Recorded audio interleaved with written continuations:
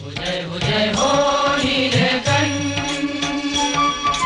जय हो जय हो जय हो नीलकंठ,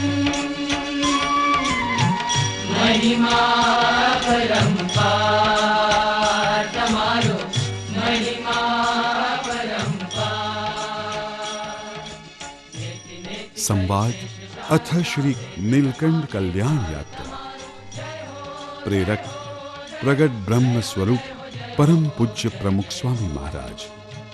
प्रस्तुतकर्ता बोचासण वासी श्री अक्षर पुरुषोत्तम स्वामीनारायण संस्था। जय हो जय हो नीलकंठ, जय हो जय हो जय हो नीलकंठ। ये है उत्तर प्रदेश के अयोध्या के पास बसा हुआ छोटा सा गांव छपैया, जहां पर प्रकट हुए भगवान श्री स्वामीनारायण। आषाढ़ी संवत 1837 की चैत्र शुक्ल नवमी को प्रकट हुई इस महान विभूति का प्राकट्य क्या कोई आकस्मिक घटना थी, या फिर उनके प्राकट्य का किसी पौराणिक घटना के साथ कोई संबंध था? कार्याणी के 5वें वचनामृत में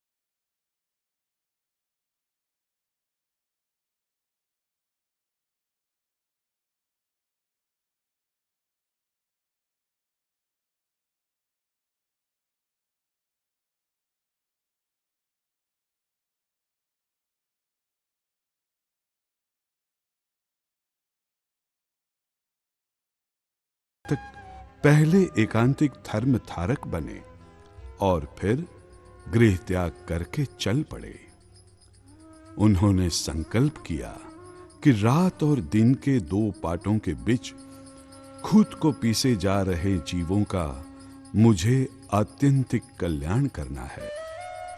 उनके धीर गंभीर पर निश्चयात्मक कदम से उठती हुई अधर्म उच्छेद की भावना उतनी उत्कट हो गई कि सरयू के प्रचंड प्रवाह में कदम रखते हुए भी उन्हें तनिक संकोच नहीं हुआ। वन, पर्वत या बर्फीली पहाड़ियां या जंगली पशुओं का डर, कोई भी चीज नीलकंठ के आत्मविश्वास को ठेस नहीं पहुंचा सकी। 11 साल के नीलकंठ निर्भय बन के हिमालय की ओर आगे बढ़ने लगे और तभी मार्ग में श्रीपुर नाम का एक गांव आया। जंगल की बिल्कुल बगल में बसे हुए इस गांव के रहावन में ही कमलेश्वर नामक एक मठ था। उस मठ के चबूतरे पर नीलकंठ ने स्थान ग्रहण किया। ये देखते ही मठ के महंत निर्मलपुरी मठ के बाहर आ पहुंचे।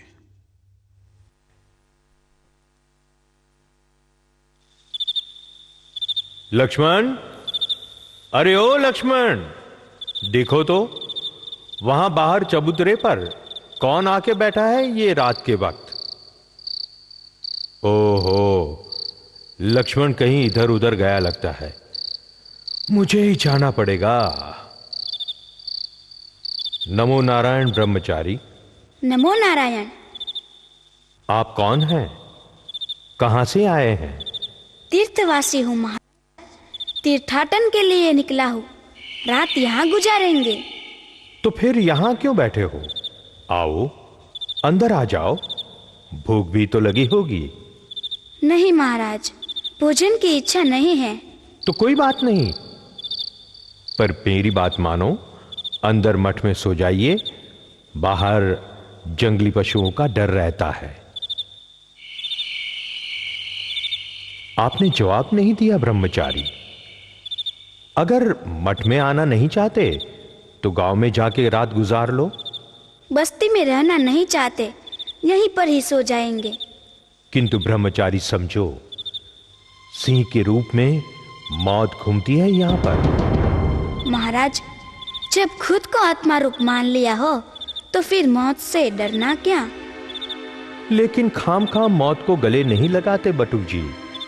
मेरी बात मान जाइए, मैं इस मठ का महंत हूं, आपको अंदर कोई कठिनाई नहीं होने दूंगा। आयुष की डोर टूटी तो मौत निश्चित है। राजा हो या रंक, वेद हो या संत, मौत किसी को छोड़ती नहीं है। गांव हो या मठ, जंगल हो या महल, मौत कहीं भी आ सकती है। महाराज, मठ के अंदर आने से क्या मैं मौत से बच पाऊंगा? ठीक है योगीराज, आप जो चाहे सो करो। आपकी रक्षा के लिए प्रभु से प्रार्थना।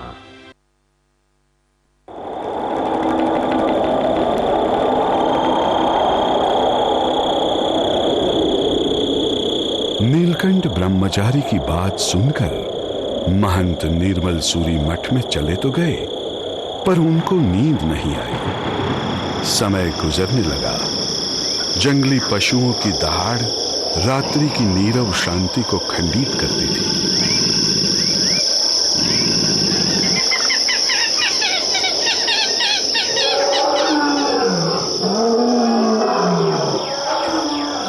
नीलकंठ के लिए चिंतित महंत मठ की खिड़की से बार बार देख रहे थे, पर नीलकंठ तो निश्चिंत बैठे थे। नीलकंठ की निश्चलता से महंत जी मुग्ध हो गए। तब महंत जी ने खिड़की से देखा कि शिकार के लालच से एक सिंह नीलकंठ की ओर कदम बढ़ाता हुआ आ रहा है।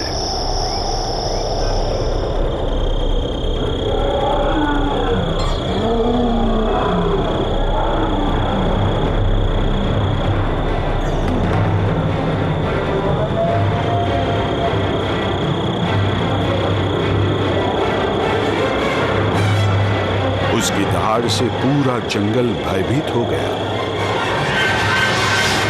पर नीलकंठ के पास आते ही सिंह शांत हो गया। पूरी समष्टि के नाड़ी प्राण जिनके हाथ में है, ऐसे महाप्रभु नीलकंठ की कृपा दृष्टि से सिंह वहां पर ही समाधिस्थ हो गया और ब्राह्म मुहूर्त के समय नीलकंठ की इच्छा से ही वो जंगल की ओर चला गया।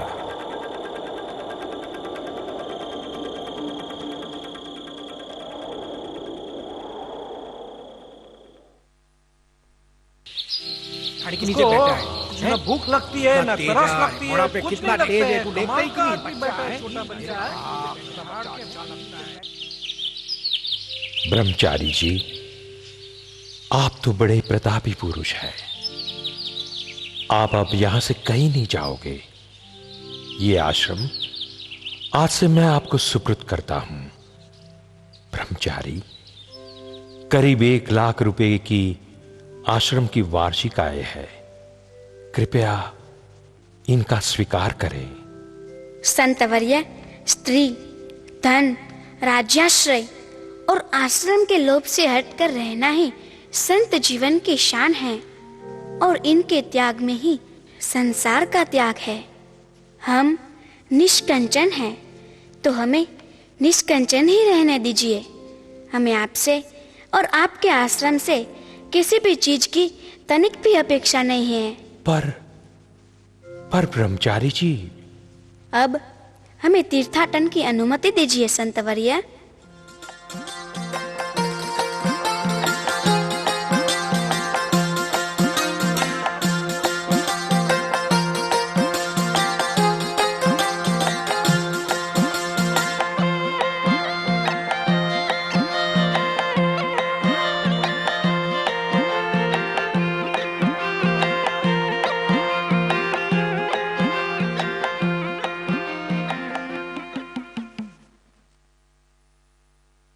इस तरह नीलकंठ वर्णी आश्रम और उनकी 1,00,000 रुपए की वार्षिक आय को निस्पृहता से छोड़कर चल पड़े हिमालय की ओर।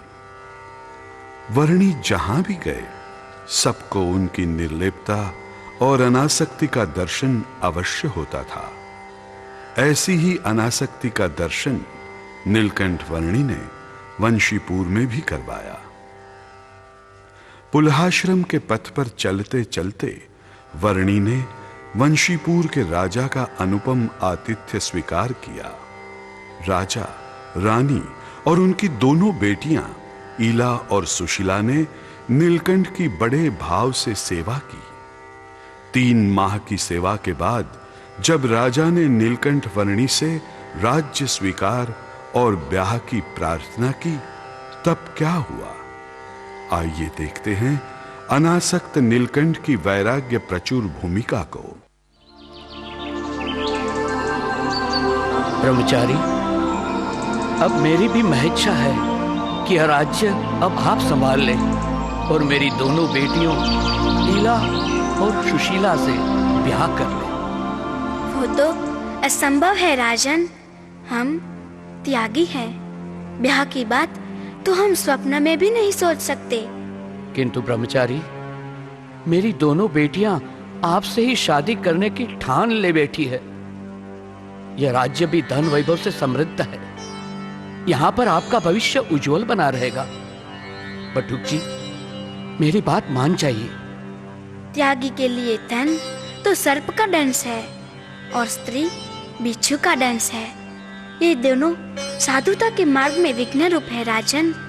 ब्रह्मचर्य संबंधी निष्काम धर्म जिसे सिद्ध होता है, उससे भगवान तनिक भी दूर नहीं रहते।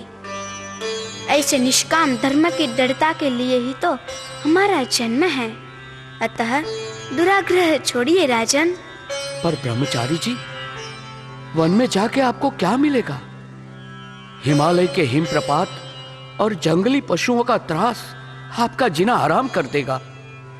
हिमालय का हिमप्रपात या जंगली पशुओं का हमें जितना डर नहीं है, उतना डर तो हमें जीवों के हृदय में भरी वासना का लगता है।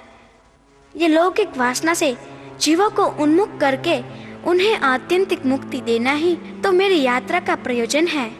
अब आप मुझे तीर्थाटन की अनुमति दीजिए।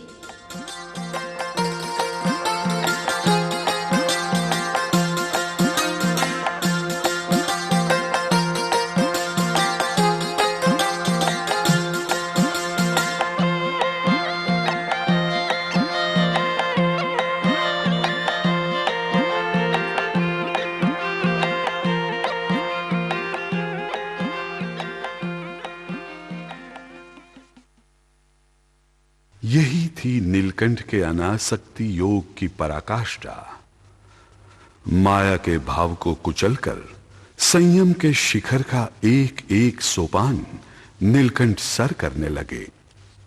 प्रलोभन नीलकंठ को फंसा न सके, तो विघ्न नीलकंठ को डरा न सके।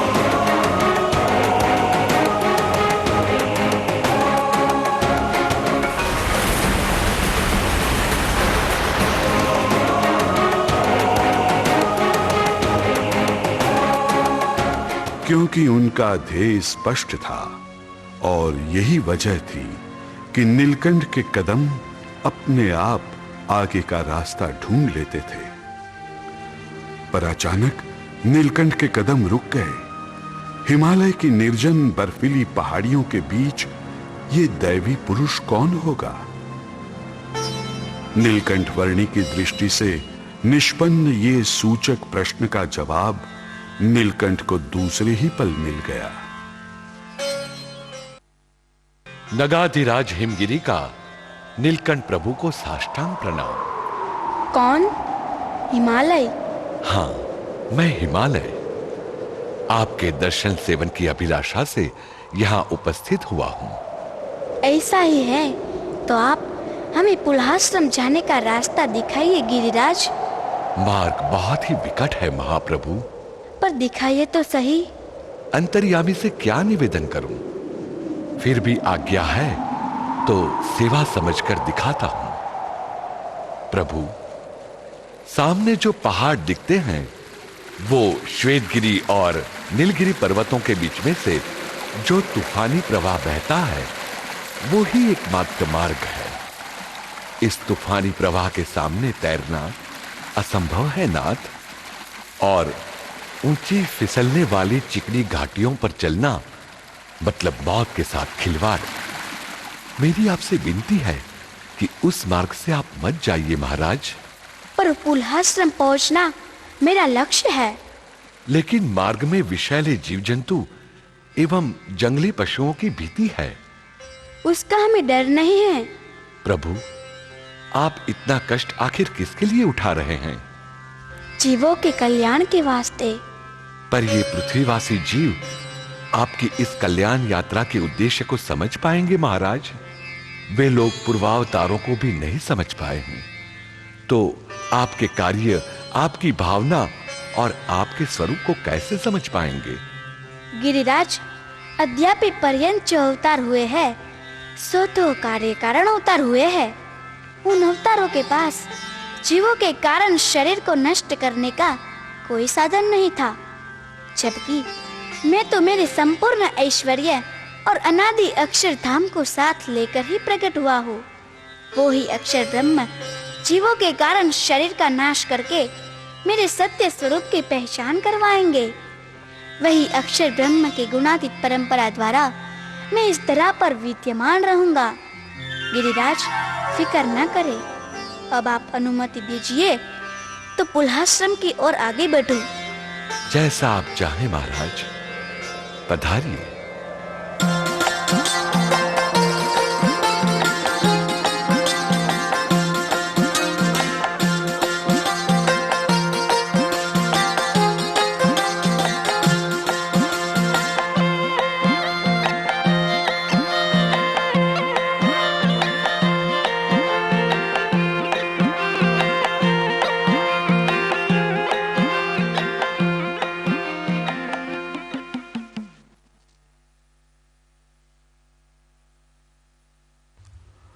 और इस प्रकार हिमालय को अपने कार्य एवं ऐश्वर्य का परिचय देकर नीलकंठ ने कालीगंड की नदी के तूफानी प्रवाह में छलांग लगाई।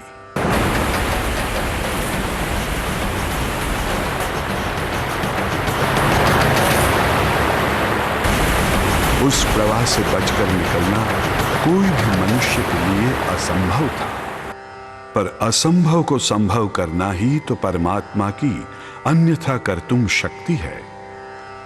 वही शक्ति से वर्णी प्रभु ने चलते चलते केवल कौपिन पहनकर नंगे पांव हिमालय की करीब 17,000 फुट की ऊंचाई सर कर ली थी।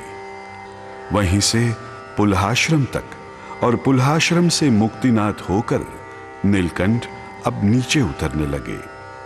तब उनकी मुलाकात मोहनदास से हुई।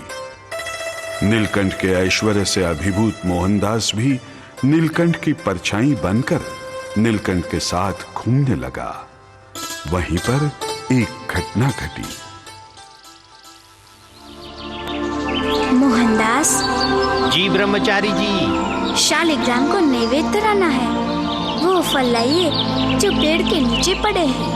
हाँ हाँ, वो जामुनी रंग के दिखते हैं वो। अभी लाया महाराज। लीजिए, बड़े पक्के हो गए लगते हैं। खाने पर पता चलेगा। दूसरे 2-4 लाऊं? क्यों मोहनदास, भूख लगी है? भूख तो लगेगी ना। कितना चलाया मुझे, न आराम न विश्राम। आप चलते हैं या दौड़ते हैं कुछ पता ही नहीं चलता, और अभी भूख की पूछ रहे हो महाराज। कमाल है। लाइए, दीजिए थोड़ी प्रसादी, हम भी तो खाएं। माफ करना साधुराम, ये फल तो जहरीले है, विषैले है। तुम खाओगे तो मर जाओगे। ओ भगवान, ऐसा है तो नहीं खाएंगे। जय शिव लहरी, जय गोपाला, जय जय फक्कड़ गिरधारी। नमस्कार हो, नमस्कार हो, नमस्कार कैलाश गिरी। कौन हो तुम मेरे होते? हम हैं आपके शिष्य गुरुजी। क्या होता अगर मैं नहीं होता? जीने का तो सुख नहीं होता। यहाँ पे अब क्या करना तुमको? महिमा कहनी आपकी हो जी, सेवा करनी हमको गुरुजी। तो करो हमारी सेवा करो शिव लहरी। जी गुरुजी। पेट में भूख लगी है गहरी। तो क्या करे गुरुजी? अरे गोपाला, ओ गोपाला, कुछ ला खाने को, कुछ ला। पर क्या लाऊं रे? ओ गिरधारी रे, सुन मेरी बला। देखो बच्चा, पेड़ के नीचे फल आता है कच्चा पक्का। हम भी खाए, तुम भी खाओ, करो आज तो जलसा भारी। सुना गिरधारी? हाँ गुरुजी, सुना।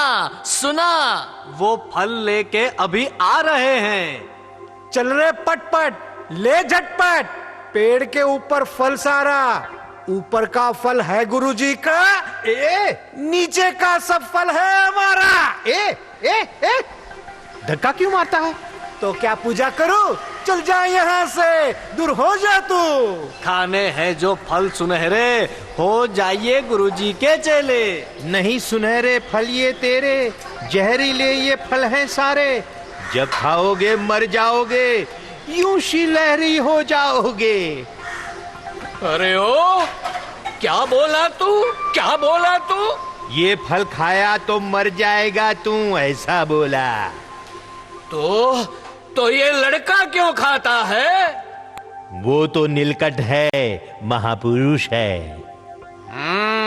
ये लकड़ी सी काया, ये लड़का क्या महापुरुष है? हाँ, वो नीलकंठ है जो विष पचा सकते हैं। वो महापुरुष है। अरे महापुरुष तो हम हैं, हम। वो नीलकंठ है तो हम कौन है? कैलाश गिरी। तो खाओ भैया, खा जाओ सब।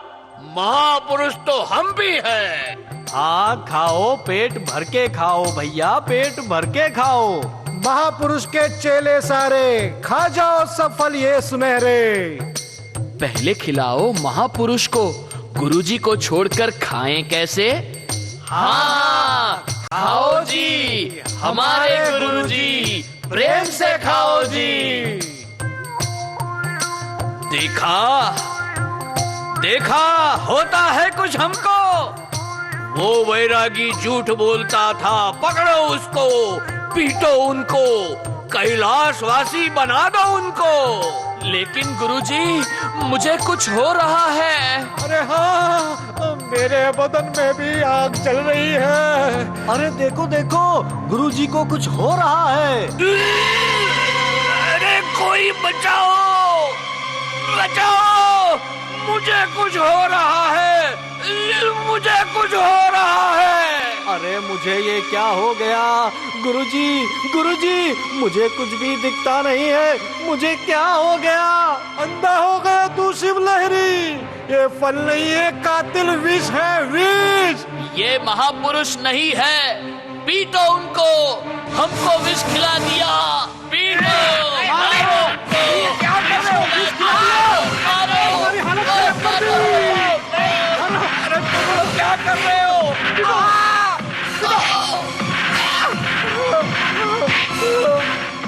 नीलकंठ ब्रह्मचारी, इन वैरागियों का अब क्या होगा? उन लोगों को उनके भक्ति करने का फल मिल गया मोहनदास। इन चारों का अभी देह त्याग हो जाएगा। इनकी हालत देखकर बहुत दुखी हो रहा है ब्रह्मचारी। मोहनदास, भगवान और सत्पुरुष की आज्ञा का पालन ही मुमुक्षुओं का कर्तव्य है। अतः जो हमारे वचन में विश्वास रखेंगे, जैसा हम कहेंगे वैसा ही करेंगे, तो अनिवार्य आपत्तियों से भी हम उनकी रक्षा करेंगे। इन खाकी वैरागियों को हमने चेतावनी दी थी, पर उन्होंने हमारी एक न सुनी, तो देखो यह क्या हो गया। मर गए रे। खींचो इसको। अरे खींचो इसको। बाहर ले जाओ। पेट में बहुत दुख रहा है भाई। जहर बहुत फैल रहा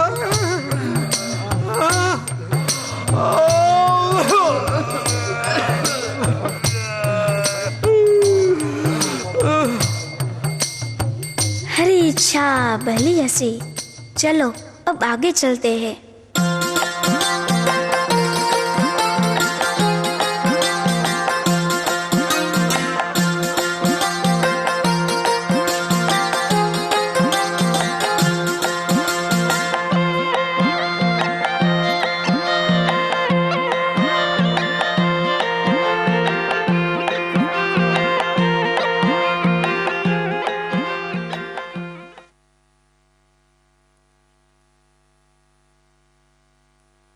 इस प्रकार नादान वैरागी नीलकंठ की तरह महापुरुष बनने को चला था, पर उसे मालूम न था कि नीलकंठ के ऐश्वर्य के साथ ताल मिलाना किसी के भी बस की बात नहीं है।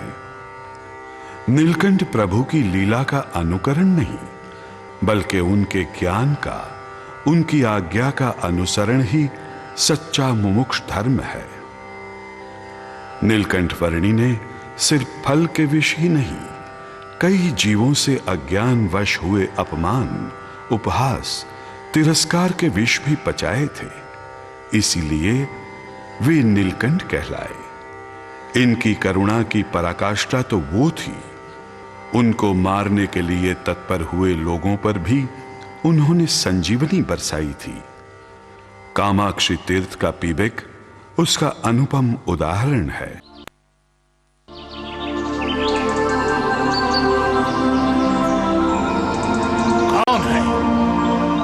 कौन है वो लड़का? किधर है? वो रहा, पेड़ के नीचे बैठा है। देवी को भी मध्य मास का निवेद्य धरने से सबको रोक रहा है। गांव के लोग और साधु संतों की मति भ्रष्ट करता है। इस लड़के को देवी की अवज्ञा करने का फल मिलना चाहिए। उसको महाकाली का चमत्कार दिखाओ पिपेक। अरे वो लड़का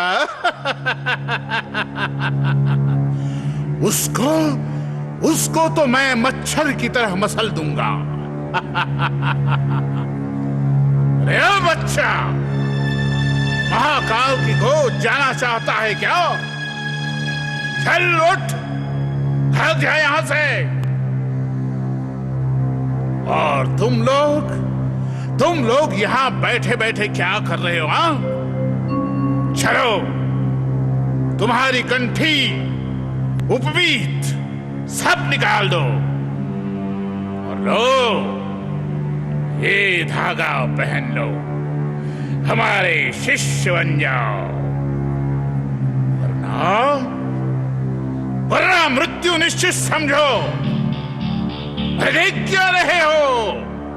उतारो सब कुछ, नहीं तो मौत के शरण हो जाओ।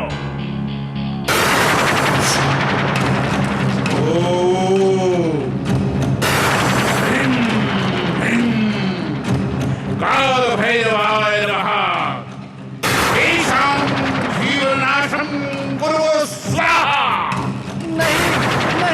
नहीं, हमें मत मारो।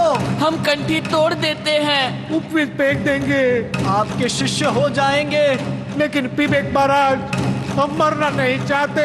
हमें माफ कर दो। ये हुई ना बात। बहुत समझदार लगते हो। ठहरो भक्तजनों, सबसे बड़े भगवान हैं, उन पर विश्वास रखो। हम सब प्रभु के भक्त हैं और रहेंगे। ऐसे तामसी आदमी से डरकर कंठी उपवीत का त्याग करने की कोई आवश्यकता नहीं है।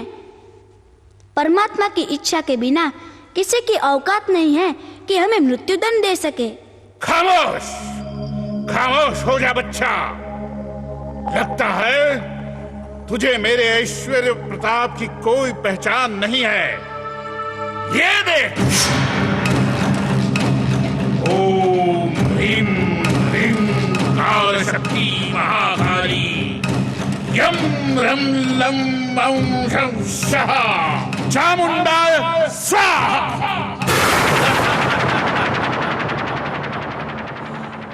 देखा, देखा, बस इसी तरह मेरी मंत्र विद्या से झलकर तू भी खाक हो जाएगा, समझा ना? भागो, भागो, ये दिमाग हम सबको मार डालेगा। भागो, भागो यहाँ से, भागो, भागो। ठहरिए, ठहरिए भक्तजनों, डरो मत। परमात्मा की शक्ति पे भरोसा रखो। जो सिर्फ मारना जानता है वह कभी गुरु होने के लायक नहीं होता। विवेक, चलो पहले मुझ पर तुम्हारी मंत्र शक्ति का प्रयोग करो, देखते हैं क्या होता है। मेरी शक्ति को ललकार रहा है तू? जी नहीं, परमात्मा की शक्ति का परिचय करवाना चाहता हूँ। देखते हैं तुम्हारी मंत्र शक्ति तेज है या प्रभु का नाम स्मरण एवं भगवान निष्ठा। अगर ऐसा ही है तो देख ले, आ रहा है काल भैरव तेरी मौत बनकर।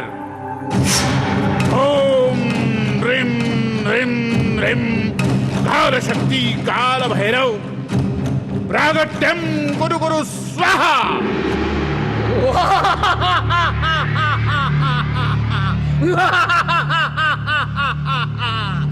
मैं हूँ काल भैरव, मैं हूँ काल भैरव। किसने है मुझको पुकारा? कौन बना है खाज मेरा? काल भैरव, विवेक ने अर्थात मैंने तुमको पुकारा है। जाओ, उस पेड़ के नीचे जो लड़का बैठा है उसको नोच डालो, जाओ। लड़का तो है छोटा सा, वह काम है मेरा मच्छर सा। अरे ओ लड़का, हो जा तैयार। मैं हूँ काल भैरव, मैं हूँ काल भैरव। आजा, आजा मेरी मुट्ठ में आजा। खाना है मुझे तुझको बच्चा, खाना है तुझे कच्चा पक्का।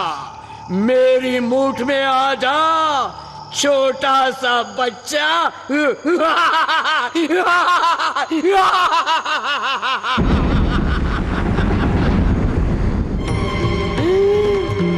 नहीं, नहीं, ओ मर गया रे। ये क्या हो गया मुझे? ये क्या हो गया मुझे? नहीं, नहीं, मैं नहीं जा सकता विवेक।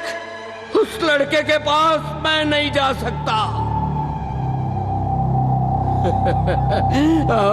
अब तू हो जा मेरा खाज। विवेक, उस लड़के को मैं खा सकता नहीं हूँ तो खाली हाथ जा सकता भी नहीं। बचाओ, बचाओ, मुझे मारो मत, मुझे मारो मत। विवेक, पहचान इस लड़के को पहचान। ये बच्चा तो काल का भी काल है। जा, उसकी शरण चला जा, नहीं तो तू मर जाएगा और मुझे भी मरवा देगा। अरे जा। बहुत मार लगा है मुझे, बहुत बहुत आहत हो गया हूं मैं। मुझे मत मारो काल भैरव, मुझे मत मारो। अब मुझसे सहा नहीं जाता। अरे ये क्या हो रहा है? वो तो हम तुमसे पूछते हैं विवेक, क्या तुम्हारी शक्ति खत्म हो गई? काल भैरव तुम्हें मारकर चला गया। लगता है तुम्हारी साधना विफल होने लगी है। नहीं नहीं, ऐसा नहीं हो सकता है। तो फिर खत्म क्यों नहीं कर सकता ये लड़के को? अब जरूर खत्म होगा। देखो देखो मेरा चमत्कार। अब प्रकट होंगे हनुमान वीर। ओम ह्रीम ह्रीम ह्रीम केसरी नंदनम अंजलि कुमारम हनुमंतम प्रागट्यम गुरु गुरु स्वाहा, प्रागट्यम गुरु गुरु स्वाहा।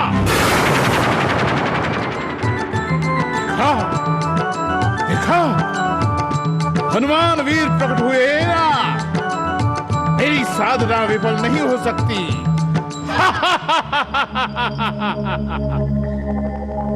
हनुमान जी, ये लड़का आपके ये भक्त का अपमान कर रहा है, आपकी एवं शिव शक्ति की विडंबना कर रहा है। अतः उसका नाश कीजिए प्रभु, उसका नाश कीजिए। प्रभु, आप हनुमंत का प्रणाम स्वीकार करें। विवेक, ये तू क्या कर रहा है? हमारे भगवान को मारने पे तुला है। हनुमान जी, ये आप क्या कर रहे हैं? हमें क्यों मार रहे हैं? विवेक, ये कोई लड़का नहीं है, ये तो साक्षात भगवान हैं, हमारे इष्ट देव हैं। इनको मारने के लिए मुझे बोल रहा है? जाओ, इनके पैर छुओ, उनकी क्षमा मांगो, उनका शरण स्वीकार कर लो, तुम्हारा कल्याण हो जाएगा। क्या कहा? मेरा कल्याण हो जाएगा?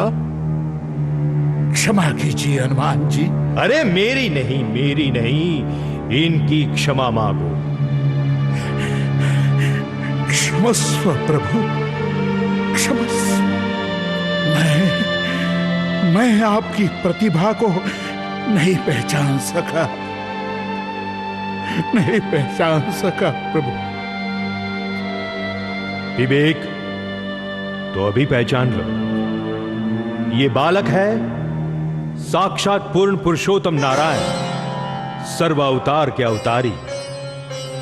तू इनका तो क्या, इनके किसी भक्त का भी कुछ नहीं बिगाड़ सकता। तेरी डाकिन, पिशाचिनी या भैरवी शक्तियां भी उनका कुछ नहीं बिगाड़ सकता। जो भक्त इन नीलकंठ प्रभु जी की आराधना करता है, काल, कर्म और माया से उनकी रक्षा करने नीलकंठ प्रभु स्वयं ही पहुंच जाते हैं। अतः आज से तू भी इन महाप्रभु का शरण स्वीकार कर ले और आत्यंतिक मुक्ति के अधिकारी बन जा। जैसी आपकी मनीषा प्रभु। हे नीलकंठ प्रभु, आपके श्री चरण में पीबक के साष्टांग प्रणाम स्वीकार कीजिए और मुझे अपने शरण में ले लीजिए प्रभु, अपने शरण में ले लीजिए, अपने शरण में ले लीजिए।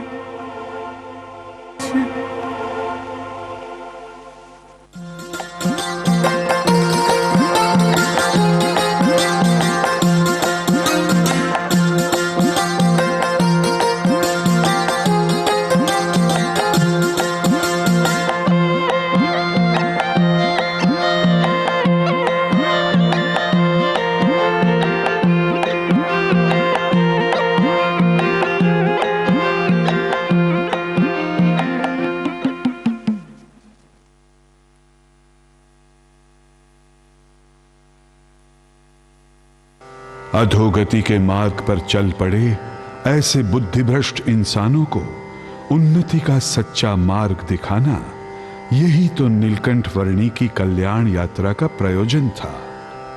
इस यात्रा के दौरान उन्होंने देखा कि समाज को सच्ची राह दिखाने वाला संत समाज खुद गुमराह हो गया है। सत असत का विवेक छोड़कर वे खुद अधर्म का आचरण करने लगे थे। स्त्री और धन के विष चक्र में अभिमन्यु की तरह फंसे हुए उन वैरागियों का भार कैसे उतारा जाए, इसी सोच में घूमते घूमते नीलकंठ वर्णी जगन्नाथपुरी आ पहुंचे। यहां पर उन्होंने 10 माह तक निवास किया। उस दौरान वहां पर एक अत्यंत शोचनीय घटना घटी।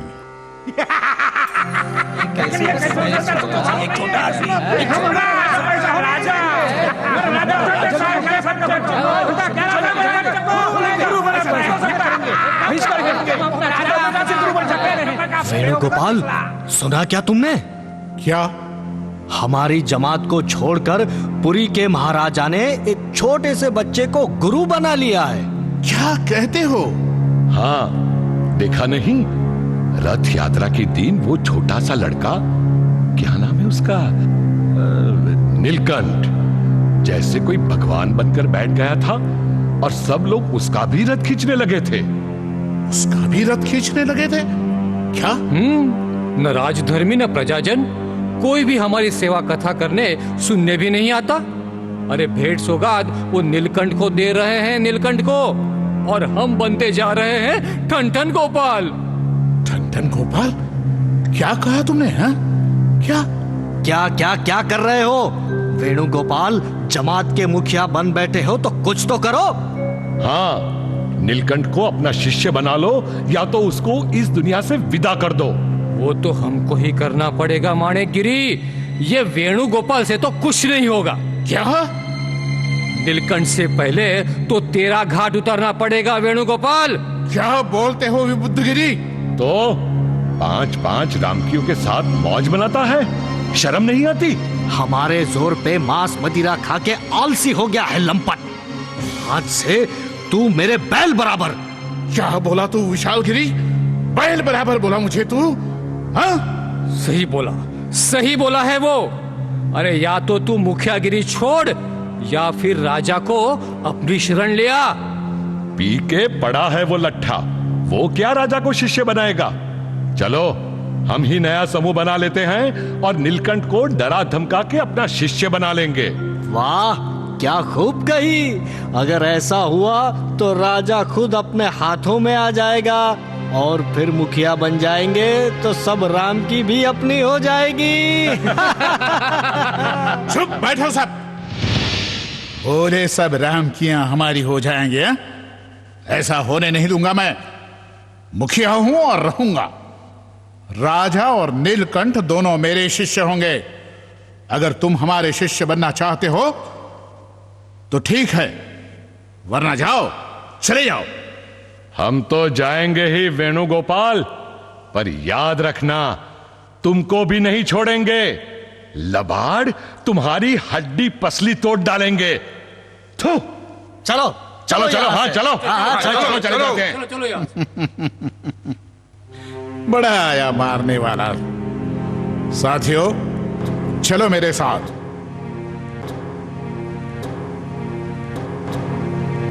नीलकंठ, बेटा घबराना नहीं। हाँ, हम तुम्हारे साथ है ना। अरे वे लोग तुम्हें क्या डराएंगे, हम जो बैठे हैं। हाँ? चलो चलो हमारे साथ चलो बेटा। राजभोग का जो समय हुआ है, हाँ? घी के लड्डू खाने को मिलेंगे। और चाहिए तो थोड़ी सुरा भी ले लेना बेटा। धन्यवाद महात्मा, पर अभी हमें भूख नहीं है। अरे बेटा, चलो भी, चलो जिद नहीं करते। अरे हाँ बोल दो। अगर इन महाराज के चेले बन गए तो न्याल हो जाओगे बच्चा। बहुत बड़े सन्यासी बन जाओगे उनके संग। महात्मा जी, जहाँ धर्म और भक्ति है वहाँ हमारा निवास है। भक्ति की तो बात ही छोड़ो, पहले आप ये बताइए कि आप गृहस्थ धर्मी हैं या सन्यासी? मैं आपको समझ नहीं पाया। हमारी लीला तो न्यारी है बेटे, उसे समझने के लिए तो तू बहुत छोटा है। पर देख बेटे, तू पूछ ही रहा है तो बता देते हैं कि हम हैं सन्यासी। तो फिर धन, दौलत, भेंट, सौगात और स्त्री सुख के लिए आप इतने आसक्त क्यों हैं? सन्यासी होके गृहस्थ जैसा जीवन जीना क्या हमारे लिए उचित है महात्मा जी? छोटे मुंह बड़ी बात करता है छोकरा। महात्मा जी, मद्य, मांस, चोरी और व्यभिचार वगैरह का त्याग तो सद गृहस्थ का धर्म है। वह भी तो आपके जीवन में नहीं है। कहना क्या चाहता है बच्चा तू? गृहस्थ जीवन के घना आदर्श से उठकर कई गुना ज्यादा आदर्श संन्यास्त जीवन का होता है। निष्काम, निर्लोभ, निर्माण, निस्वार्थ, निस्नेह जैसे संन्यास्त जीवन के आदर्श मुझे यहाँ देखने नहीं मिला। मतलब आप नहीं कोई गृहस्थ है और ना ही सन्यासी। अब आप ही कहिए, मैं कैसे आपका शिष्यत्व ग्रहण करूं? छोकरा, ज्ञान की बात तू हमें सिखाता है?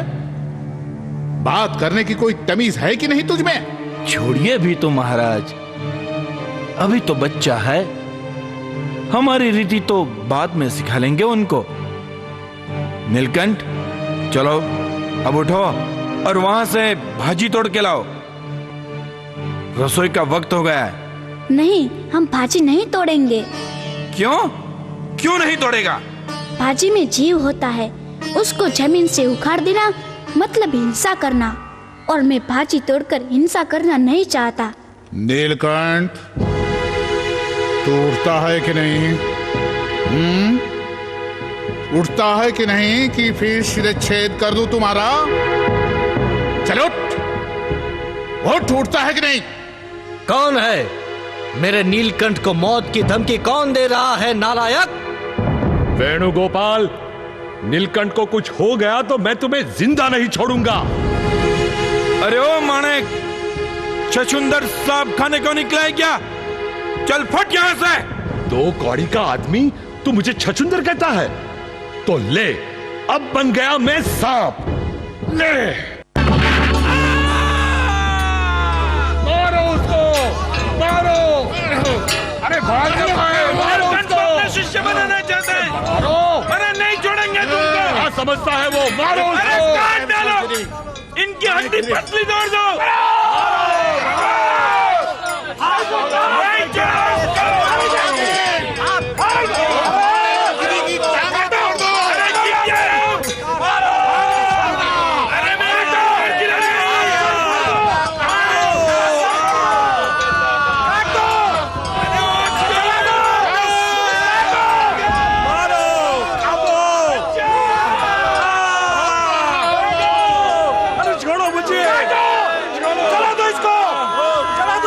सिंह गर्जना करी की धावे,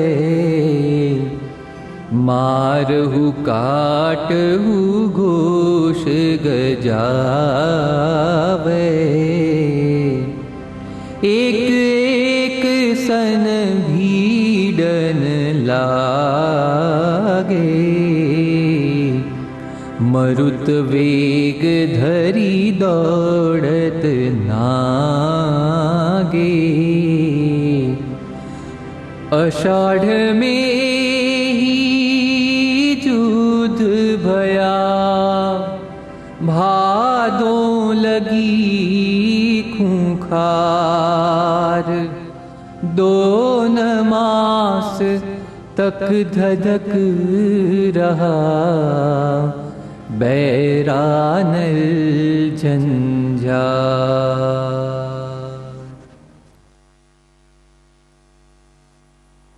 इस प्रकार अंदर अंदर की लड़ाई से सिर्फ 5-7 दिन में ही करीब 10,000 वैरागियों की जान चली गई थी। अधर्मियों का नाश करना, इस गीता वचन को यहां याद करना उचित ही होगा, पर साथ साथ अहिंसा परमो धर्म की घोषणा भी नीलकंठ वर्णी ने यहीं पर की थी। विज्ञान के साबित करने के 100 साल पहले नीलकंठ प्रभु ने बताया था कि वनस्पति में जीव है, उसे जमीन से उखाड़ना मतलब जीव हिंसा करना। ऐसी दया भावना ही कल्याण यात्रा में नीलकंठ वर्णी की सेवा भावना की धरोहर बनी।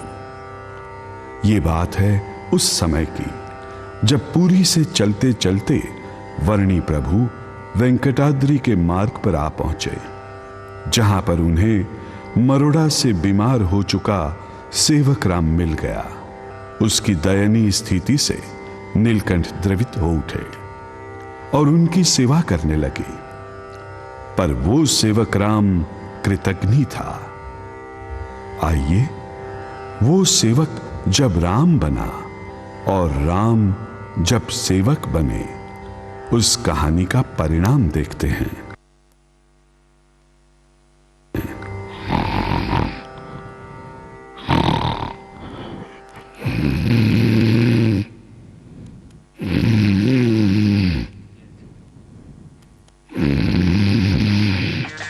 अयो अयो महात्मा जी। कौन? वो तो मैं हूँ, मैं अंतु वाली, इस केले के बगीचे का मालिक। और ये मेरा दोस्त वेंकट। नमस्कार। नमस्कार। और ये है बसवराज, किराने का व्यापारी। नमस्ते जी। नमस्ते नमस्ते। आओ आओ आओ। वो कहाँ थे अभी तक? बहुत दिनों से दिखाई नहीं पड़े। अयो क्या है, मैं बीमार था बाप जी। क्या हो गया था? बिल्कुल आप की तरह अतिसार में खून कुछ ज्यादा ही बह रहा था बाप जी। अब कैसा है? अजी देखिए ना, कैसा पाट्टा माफिक हो गया। वेंकट वो तो आपके शिष्य है ना बाप जी, नीलकंठ। और नीलकंठ ब्रह्मचारी का चमत्कार है जी। नीलकंठ का? वो कैसे?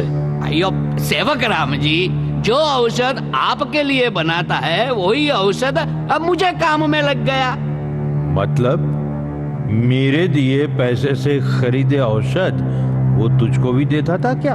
ये नहीं जी, ऐसा नहीं जी। सुनिए, यहाँ से थोड़ी दूर पर तालाब है, अब वही गोचर जमीन में से कुछ वनस्पतियां निकाल कर लाते थे नीलकंठ, जिसको लसूट के वे आपको देते थे। वही काम मेरी पत्नी ने किया। हाँ, बिना खर्च औषध और सेहत बनी टनाटन। अरे सही, एकदम सही बोला तू वेंकट। और सच कहूँ तो शिव की माँ ने मेरी बहुत सेवा की। आइए छोड़िए जी, बाबा जी आप बताइए आपका हाल कैसा जी? हम तो बेहाल हैं अंतुराम।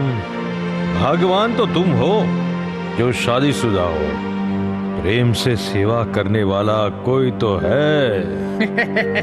क्यों बाबा, शादी नहीं करने का पछतावा होता है क्या? नहीं ऐसा नहीं, पर ये सेवक राम जी, हम तो ठहरे संसारी, पति पत्नी एक दूसरे के सहारे जी लेते हैं। पर आप जैसे सन्यासी को नीलकंठ ब्रह्मचारी जैसा पवित्र सेवक मिल गया है। हमसे ज्यादा भाग्यशाली तो आप है जी। वो तो है, पर आखिर वो एक बच्चा ही है ना, सेवा की समझ नहीं है उसमें। अयो क्या बात करते हैं आप सेवक राम जी।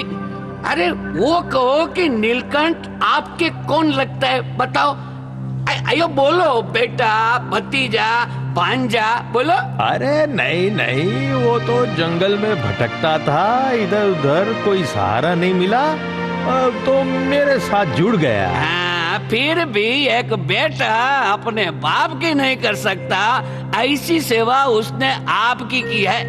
नीलकंठ ने मेरी बाड़ी से, वैकुंठ की बाड़ी से नीचे गिरे हुए केले के पत्तों को इकट्ठे किए और आपकी सेहत के अनुरूप एक हाथ ऊंचा ऐसा बिछोना बनाया, अयो जैसे कोई खाट हो।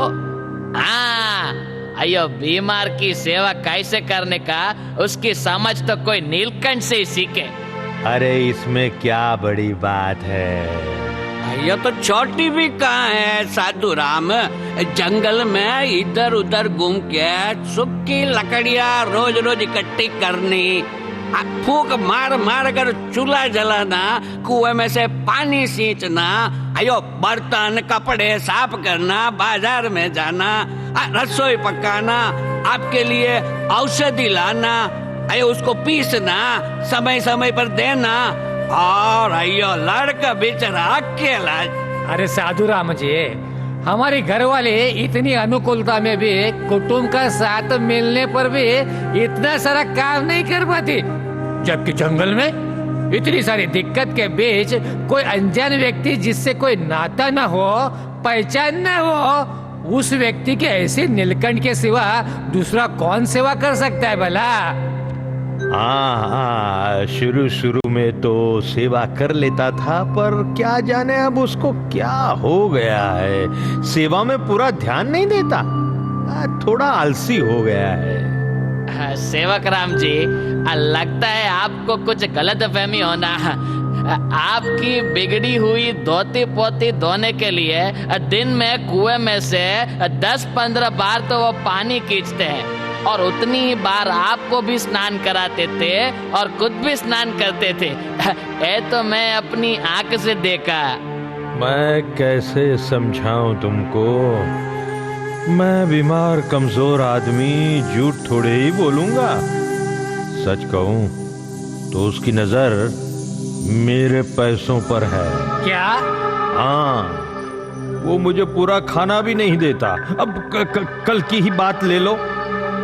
सोने की मुहर देके मैंने उसको कल रसोई का सामान खरीदने भेजा। हाँ, वे मेरी दुकान पर ही तो आए थे। सामान खरीदा भी मेरे लिए, रसोई बनाई, लेकिन आइयो लेकिन क्या? लेकिन मुझे थोड़ा सा दिया, बाकी का खुद खा गया। आइयो, आपको कोई गलत फहमी होना। कल तो मेरे बगीचे में से केले तोड़कर शिव की माँ ने ब्रह्मचारी को दे दिए थे, तो ब्रह्मचारी ने कहा कि आज तो एकादशी का व्रत है, इसलिए मैं निर्जल उपवास करूंगा, अतः आप उसे घर ले जाइए। अरे कल की नहीं तो परसों की बात होगी।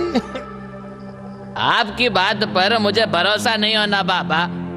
आपकी बात में झूठ की बू आ रही है। तुम इससे बात करो वेंकट। वाह वाह वाह, फट से खड़े हो गए आप तो। हाँ, आप तो कुछ बेहाल थे ना। तबीयत अच्छी होने पर भी बीमार होने का दिखावा अच्छा कर लेते हैं। आपको नौटंकी में काम करना। अरे अयो, साधु संत के सामने ऐसा नहीं बोलते वेंकट। माँ काहे का साधु, ये तो शट है शट। माँ मुझे तो लगता है इस पापी ने ही नीलकंठ ब्रह्मचारी को काना नहीं दिया होगा। क्या बकता है तू? माँ बकता नहीं हो बाबा, मुझको मालूम है। 3 दिन से नीलकंठ महाराज ने कुछ खाना नहीं खाया। हाँ। अरे वेंकट, तुझे ये सब कैसे मालूम जी? क्योंकि आज सूरज मेरे आंगन होगा। नीलकंठ वर्णी भिक्षा मांगने मेरे द्वार आ पहुंचे। मेरी माँ ने सीधा भोजन परोसा। तब नीलकंठ जी बोले, माँ अगर आज भिक्षा नहीं मिलती तो आज चौथा उपवास हो जाता, मैं ज्यादा नहीं खा पाऊंगा। ऐसा बोलकर सिर्फ आधी रोटी खाकर खड़े हो गए। और ये बाबा कहता है नीलकंठ उनको भूखा रखता है और पकाया हुआ खाना खुद खा जाता है। अरे झूठ की भी कोई हद होती है कि नहीं? अयो, बात तो तेरी एकदम सच्ची वेंकट। आज 2 महीने होने को आए, पर गुरु शिष्य दोनों को अयो साथ भोजन करते मैंने कभी नहीं देखा जी। और ऊपर से कहता है कि नीलकंठ की नजर उसके पैसों पर है। झूठा कहीं का। अरे जिनको खाने में आधी रोटी भी नहीं चल सकती, वो क्या तेरा धन लूटेगा क्या? सेवक राम तू साधु नहीं है रे, शट है रे शट। ब्रह्मचारी की निस्वार्थ सेवा पर तूने चूना लगाया रे। वेंकट आए थे तो वर्णी के दर्शन करने, पर बात कुछ और बन गई। आया चलो चलते हैं गांव की ओर, शायद वर्णी वहां ही मिल जाए। हाँ चलो चलो। क्या मालूम नीलकंठ ने क्या जादू चलाया है उन पर। लगता है ज्यादा दिन यहाँ ठहरना उचित नहीं है। वैसे भी पूरा स्वस्थ हो गया हूँ मैं। नमो नारायण सेवक राम जी। कहाँ गया था? गांव में। ठीक है, अब जल्दी करो, ये सामान उठा लो और मेरे पीछे पीछे चलने लगो। इस गांव में हम रहना नहीं चाहते हैं। मैं भी यही सोच रहा हूँ सेवक राम जी। अब आप भी ठीक हो गए हैं तो आप अपना रास्ता चुन लीजिए और मैं भी अपनी मंजिल की ओर आगे बढ़ूं। पर तू मेरे साथ क्यों नहीं चलेगा? उसका उत्तर खुद आप ही है। मैं जा रहा हूँ सेवक राम जी। नमो नारायण।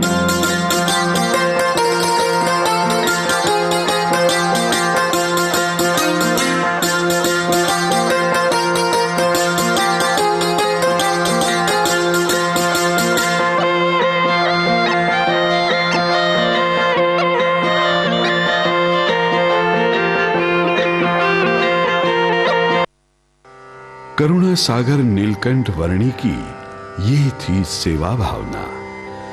उनकी उपेक्षा होने पर भी उन्होंने निस्वार्थ भाव से सेवक राम की सेवा की। लेकिन अंत में उनकी कृतज्ञता के कारण उनका साथ छोड़कर नीलकंठ ने अपने कदम आगे बढ़ाए। गृह त्याग करके अयोध्या से चल पड़े नीलकंठ वर्णी उत्तर भारत की यात्रा के द्वार रूप हरिद्वार आ पहुंचे। वहां पर हिमालय का आरोहण करते हुए मार्ग में आए श्रीपुर और वंशीपुर जैसे छोटे राज्यों को भी पावन किया। उनका ध्येय था हिमालय की यात्रा। अतः उन्होंने गुप्त काशी, केदारनाथ, बद्रीनाथ जैसे महान तीर्थों को अपने पदारविंद से पुनीत किया।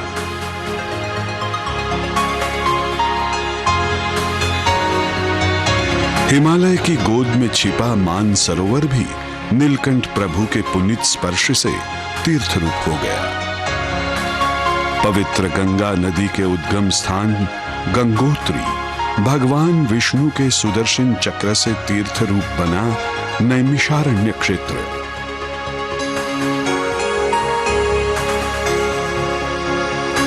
मुक्तिनाथ जैसे तीर्थों की विकट यात्रा वर्णी प्रभु की ध्येय निष्ठा और तपस्विता की द्योतक है।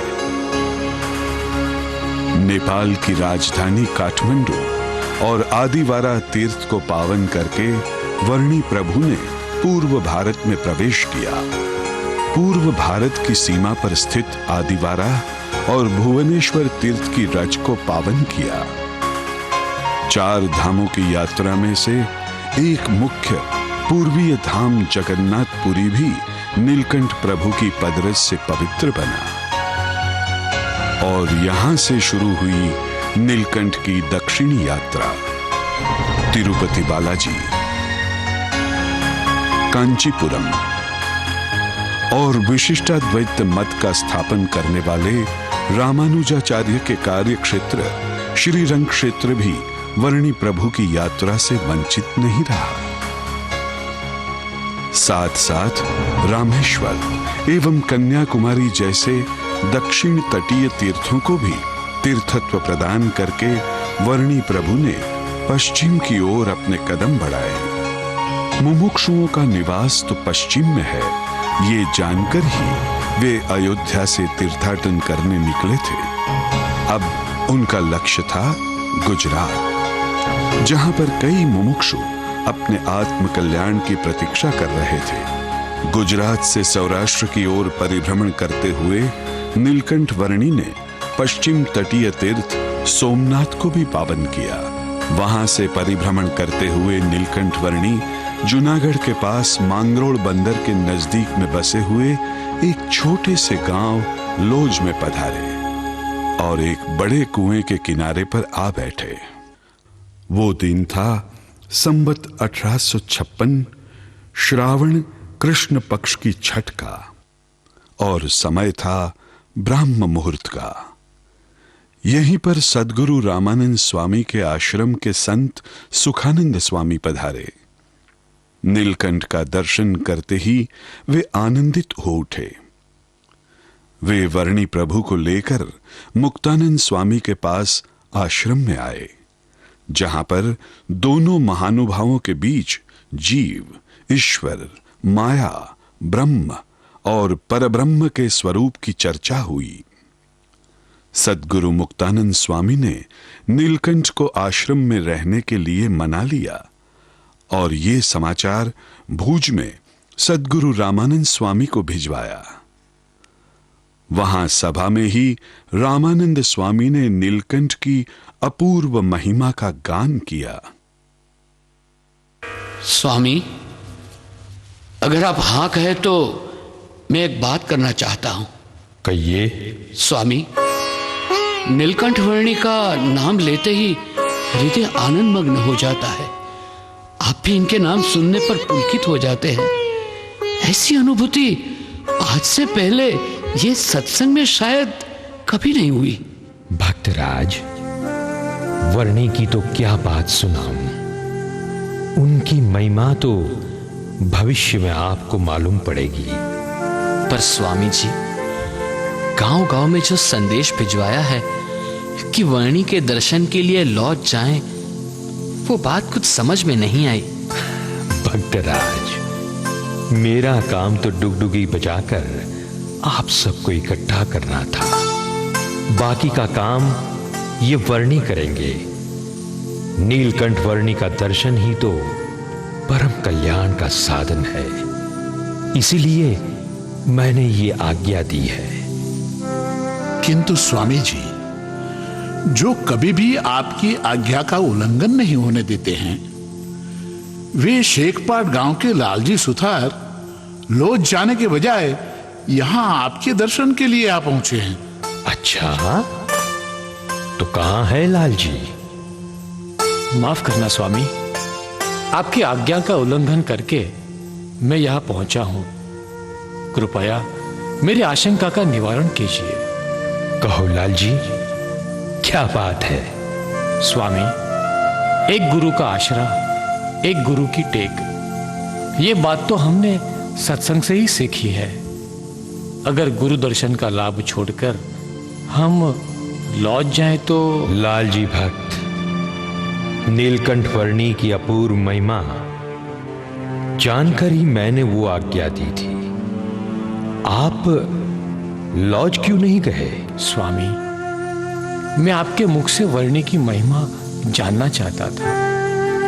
आप ही कहिए स्वामी, नीलकंठ ऐसे कैसे महान है? क्या दत्तात्रेय, ऋषभदेव जैसे महान है? इनसे भी महान है। तो क्या रामचंद्र की तरह? लालजी, ये सभी महान हैं। श्री कृष्ण इनसे भी महान है। जबकि नीलकंठ वर्णी तो अवतार के भी अवतारी हैं। अक्षराधिपति पूर्ण पुरुषोत्तम नारायण स्वयं हैं। कितने बड़े हैं। अवतार के अवतारी हैं। हाँ, तो स्वामी, स्वामी आपने तो बहुत कुछ कह दिया। लालजी भक्त, भविष्य में आप ही इनकी महिमा गाएंगे और लिखेंगे। अब तुरंत ही आपको समझ में नहीं आएगा, पर आपके सर्व मनोरथ अब नीलकंठ वर्णी ही सिद्ध करेंगे। अब लौजपुर जाओ और मुक्त मुनि से कहना कि वर्णी के दीक्षा विधि की तैयारी करें। जैसे आपकी आज्ञा स्वामी।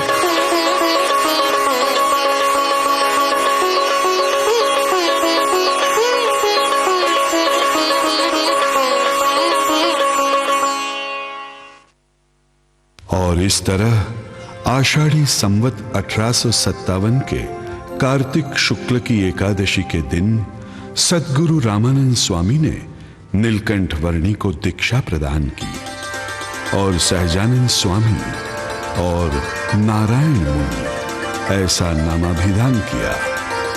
नीलकंठ अब सहजानंद बने। उसके पहले नीलकंठ ने 7 साल 1 माह और 11 दिन तक सारे भारतवर्ष में परिभ्रमण किया। करीब 12,500 किलोमीटर की लंबी ये पदयात्रा नीलकंठ रूप में भले संपन्न हो गई हो, लेकिन बाद में भी कल्याण यात्रा का दौर अविरत रहा, क्योंकि आषाढ़ी संवत 1858 के प्रबोधिनी एकादशी पर ही रामानंद स्वामी ने सहजानंद स्वामी को धर्मधुरा सौंप दी। सजानंद स्वामी महाराज की जय। सजानंद स्वामी महाराज की जय। सहजानंद स्वामी वही नीलकंठ थे जिन्होंने रामानंद स्वामी के बाद स्वामी नारायण संप्रदाय के रूप में एकांतिक धर्म की स्थापना की थी। नीलकंठ की ये कल्याण यात्रा उनकी गुणातीत परंपरा के अनुसार गुणातीतानंद स्वामी, भगत जी महाराज, शास्त्री जी महाराज, योगी जी महाराज और आज प्रमुख स्वामी महाराज पर्यंत वैसी ही जीवंत है।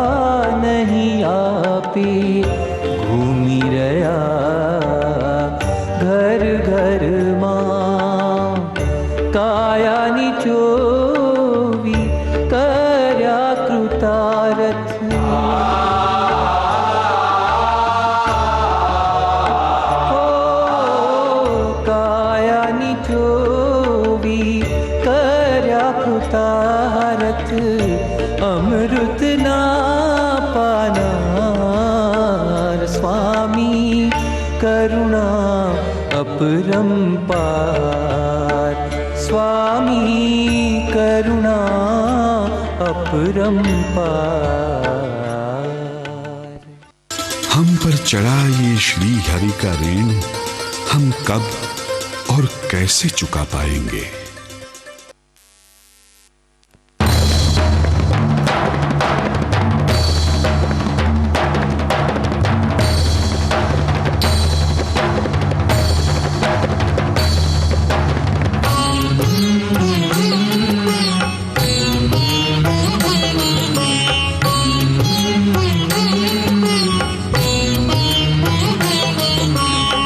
नीलकंठ वर्णी पधारो पधारो भुवन मां। नीलकंठ वर्णी पधारो पधारो भुवन मां। करूं अभिषेक जलती पुनीत पधारो। करूं अभिषेक जलती पुनीत पधारो। नीलकंठ वर्णी पधारो पधारो भुवन मां। नीलकंठ वर्णी पधारो पधारो भुवन मां।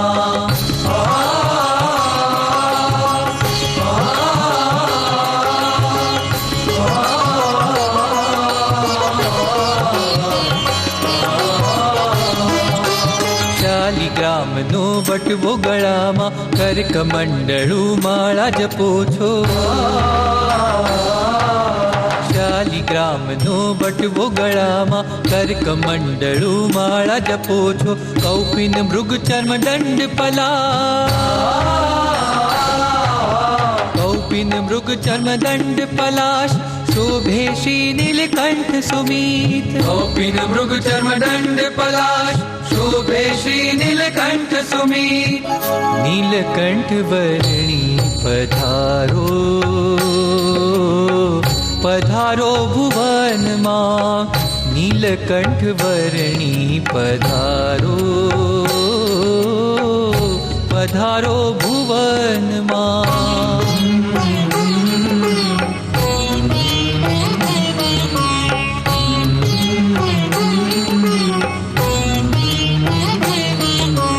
त्यागी तपस्वी निष्काम योगी गुणों न सागर आदर्श मूर्ति त्यागी तपस्वी निष्काम योगी गुणों न सागर आदर्श मूर्ति प्रगट प्रभु छो सर्वना स्वामी प्रगट प्रभु छो सर्वना स्वामी मारी जय सो सो शीश प्रगट प्रभु छो सर्वना स्वामी मारी जय सो सो शीश नीलकंठ वर्णी पधारो पधारो भुवन मां नीलकंठ वर्णी पधारो पधारो भुवन मां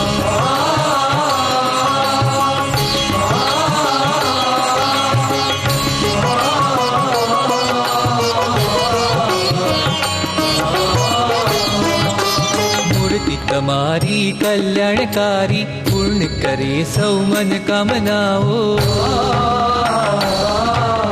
मूर्ति तुम्हारी कल्याणकारी पूर्ण करे सौ मन कामनाओ राख जो हमने शरण तुम्हारा राख जो हमने शरण तुम्हारा रहो प्रमुख रूपे अमचित राख जो हमने शरण तुम्हारा रहो प्रमुख रूपे अमचित नीलकंठ वर्णी पधारो पधारो भुवन मां नीलकंठ वर्णी पधारो पधारो भुवन मां